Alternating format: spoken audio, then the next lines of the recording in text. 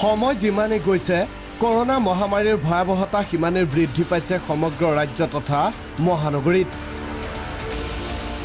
বৰ্তমানলৈ ৰাজ্যত 24 জনলৈ বৃদ্ধি পাইছে কৰোনাত মৃত্যু হোৱা ৰোগীৰ সংখ্যা।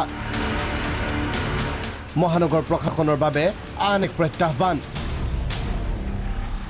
কৰোনা ৰোগীক সৎকাৰৰ বাবে এতিয়া অভাৱ চন্দালৰ। হয়, আপুনি ঠিকেই শুনিছে।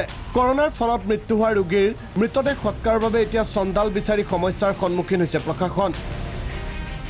প্ৰতি মৃতদেহ সৎকাৰৰ বাবদ চৰকাৰৰ ফালৰ পৰা চন্দালক প্ৰদান কৰা হয় 5,000 পৰা 8,000 টকা।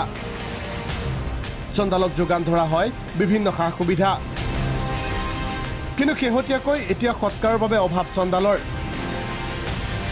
কিয়নো কৰোনাত মৃত্যু হোৱা লোকক সৎকাৰ কৰিবলৈ ভয় কৰে একাংশ চন্দালে। এনে পৰিপ্ৰেক্ষিতত ভয়াৱহ সংকটৰ দিশে মহানগৰ প্ৰশাসন। Bitupan Bora report, Prag news.